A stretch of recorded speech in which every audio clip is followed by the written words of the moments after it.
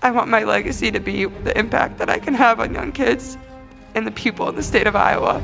Sometimes the world sees an athlete rise so fast that people start to forget they're still a human being, and Caitlin Clark is one of the clearest examples of that. Fans watch the deep threes, the record-breaking nights, the packed arenas, and the highlight clips that go viral in seconds. But people rarely talk about the moments that pushed her to the edge. One of the biggest heartbreaks came during her final college game, the national championship against South Carolina. The entire country watched that matchup like it was a movie. Millions of people tuned in expecting her to do something impossible again. South Carolina had the size, depth, strength, and coaching to overwhelm anyone. Clark had grit, talent, and a team that believed in her. From the very first possession, the challenge was obvious. She hit shots only she can hit. She kept her team close with long threes and smart passes. She refused to fold even when South Carolina's rotation came at her like fresh waves. But as the minutes ticked down, the reality set in. Iowa wasn't going to steal this one. When the final buzzer sounded, she didn't collapse, she didn't break down, and she didn't create a dramatic scene. Instead, she froze for just a moment, like someone trying to make sense of feelings she wasn't ready for. That was the moment that hurt people the most, because you could see the heartbreak without her saying a word. She gathered herself and walked straight into the handshake line with her chin lifted, because that's who she is. But the sadness followed her into the post-game press conference. She sat there in her black Iowa warm-up top, her hair tied back, her voice tired, and her eyes puffy from holding back everything she didn't want the world to see. Reporters asked how it felt to end her college career without a championship. She tried to smile, but the smile didn't last. Her voice shook as she talked about giving everything she had. She said she had no regrets. She said her journey meant more than a trophy. I hope this team brought them a lot of joy. I understand we came up one win short, but I think we have a lot to be proud of and a lot to celebrate. And I was just that young girl, so all you have to do is dream, and you can be in moments like this. But every time she paused and looked down at her hands, you could feel the weight of the moment. She wasn't sad because she lost a game. She was sad because her college chapter ended right there in front of everyone, and she didn't get the ending she dreamed of. It was the kind of sadness that comes when you know a part of your life is over forever. That moment alone would break most people, but she didn't get time to breathe. She entered the WNBA with a spotlight so bright that it swallowed everything around her. Her first season was supposed to be exciting, but it turned into one of the most demanding rookie seasons any player had ever experienced. Every person had expectations. Every network wanted her time. Every game had millions watching. She didn't get a transition quietly. She had to adjust to a league full of grown women while carrying the popularity of the entire sport. That pressure created some of the hardest moments she ever faced. One of the saddest came near the end of her rookie season during her exit interview. She walked in looking exhausted in a way fans hadn't seen before.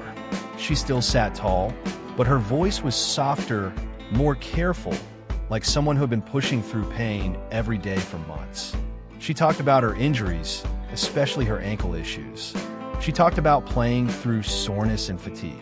She talked about how every team targeted her physically because she was the rookie everyone watched. She said she had to learn the pace of the league. She said she had to grow as a leader. She said she needed to get stronger mentally and physically.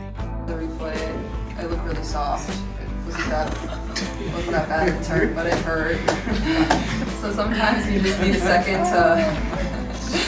to give yourself a second. If you ever sprained your ankle, it just kind of stings for a little bit. So I was good. They're like, you want to go in the back? I'm like, no, please, just take it right here. Let's go. We gotta keep going. Get on with the game. But I've done it a few times, so it is what it is. You're not a real basketball player if you haven't sprained your ankles a bunch. That's when you know. Yeah. Thank you. None of this sounded like excuses. It sounded like honesty from someone who learned the league the hard way. The sadness came from how drained she looked. She didn't complain. She didn't blame. She just spoke like someone who had been holding everything together with tape and determination. Her eyes looked older, like she had lived a year that felt like 10.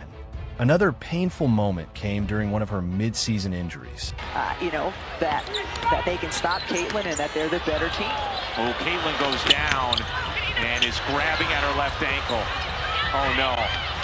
Clark is down, grabbing at her left ankle in pain as the whistle blows. She drove in the lane, got bumped hard, landed awkwardly, and came up limping. At first, she tried to walk it off. She waved off the trainers. She looked frustrated, angry, and embarrassed all at once. When she finally had to sit down on the bench, the camera zoomed in on her face. She looked out at the court like she wanted to be anywhere except sitting there helpless. She rubbed her ankle, shook her head, and breathed through clenched teeth. It wasn't the pain that hurt the most. It was the fear that her body might betray her at the worst time. She knew millions were watching. She knew critics were ready to say she wasn't strong enough for the league. And she knew fans were terrified for her. For someone who played through almost anything in college, being forced to sit was its own kind of heartbreak. Her team's elimination from playoff contention also created one of the emotional lows of her career. The Fever had dreams of reaching the postseason. Fans believed her arrival would flip everything overnight. But the league is full of talent, and rebuilding takes time. Clark pushed every game. She created shots. She set up teammates. She fought through double teams. She handled physical defenders who treated her like a target. But when the elimination became official, she had to face the tough truth that effort alone isn't always enough. After the game, she talked about responsibility and the work ahead. She didn't pout. She didn't blame anyone. But her voice was heavier than usual. She desperately wanted to lift her team into the playoffs. And the sadness came from knowing she had to wait another year to try again. I think it's been different. I think just having good perspective is the best way to approach it. Like, yeah, you can be frustrated and whatnot, but, I think the medical team has done a really good job of, doing my rehab every single day, staying in a routine, coming in, getting shots up. But more than anything, I think just focusing on being a really good teammate, being there for my teammates, being a voice for them, because that's what I am when I'm playing. So you got to still be that consistent voice when I'm sitting on the bench. So I try to do that as much as I can for them. And just try to be there for them, I think, has been my focus. And I think that can kind of distract you from not actually playing, is when you just focus on your teammates and, how can I serve them and help them. Just talked about this being a good opportunity for you to learn from the bench and learn with the coaching staff sitting by the net games. Just what have you learned from that? Yeah, I think it's a unique perspective. When you're out there playing and actually in the heat of the moment, you don't always realize everything. You don't always see everything. You see things from a different perspective that maybe the coaching staff didn't see. So it's certainly different. So I'm trying to kind of be that connector between the coaches and then my teammates at the same time, whether that's in the locker room at halftime, whether that's during timeouts of things I see from the bench that maybe might be a little bit different of a perspective than maybe our point guard is seeing, or anybody on the floor is seeing. But yeah, I think it's taught me a lot. I've never been in that position before of actually getting to watch from the bench for an extended period of time. So I think you can learn the game of basketball just the same amount. It's the same as you turn on the TV and watch the NBA, or you watch other WNBA games. That's the best way to learn basketball. It's just watch and absorb it, and it's the same when I'm not active too. Another sad moment wasn't about a single game at all. It came during one of the messiest stretches of media pressure she had ever seen. Every foul involving her turned into a national debate. Every comment about her became a headline. Every interaction with opponents became a trending clip. She became the center of discussions she never asked to be part of. Some people defended her. Some criticized her. Some used her name for attention. Some attacked her character. She had to walk into every game knowing people would scrutinize not only how she played, but how she reacted, how she spoke, how she carried herself, and even how she breathed. That kind of pressure wears down anyone. There were nights when she walked off the court without smiling, when her shoulders sagged, and when you could tell she was carrying far more than basketball. She never said she was hurting, but you could see it in small moments. The way she hunched forward on the bench, the way she wiped her face with her jersey, the way she nodded slowly during tough questions. It wasn't dramatic sadness. It was quiet sadness, the kind that sits with you even when the lights are off. She also dealt with moments where opponents targeted her physically because of her fame. Yeah, I think for sure. I think, obviously the last two have been disappointing, but I think that's kind of been the message for our team is, you have another opportunity to go out there and improve and get better. And I really did think we played a pretty good game in Vegas minus the fourth quarter, and it was kind of that same thing. And versus Golden State of, just finding a way to execute for 4 quarters and maintaining leads. That's kind of, been a little bit of our struggle all year long, whether we've won games or whether we've lost games. So, be consistent in everything that we do. There's going to be some turnovers, there's going to be things like that, but, we can't do that when the game's really close and every single possession matters. And I think when we went back and watched the film, especially from the Vegas game, we just made it really hard on ourselves to win with the errors we made offensively and defensively, as we basically had to play a perfect game in that fourth quarter to still win. So that's the reason I play. I think that's when I'm at my best. It's like when I'm smiling, when I'm having fun. And so just, trying to always remind myself of that. And obviously, I'm an athlete competing at the highest level. I'm a perfectionist, and you want to be really good every single night. And, when you're not, that can frustrate you. But I think it's just reminding yourself of why you played this game and,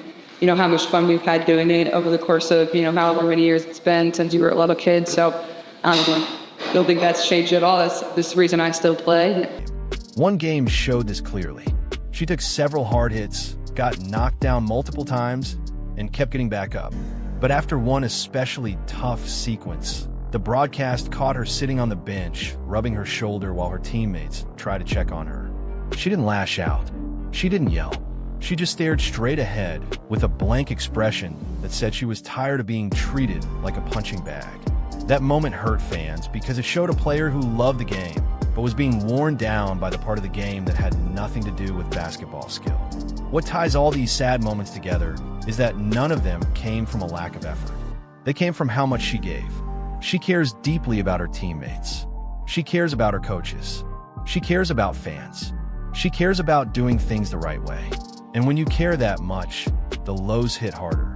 Caitlin Clark and WNBA officials are just not getting along. It hasn't been a great time. This breakdown is brought to you by DraftKings. They're playing Connecticut again. The last time I did a breakdown, it was the same matchup. So, there's always a lot of tension, it seems. And this call goes against them, and she's upset right away.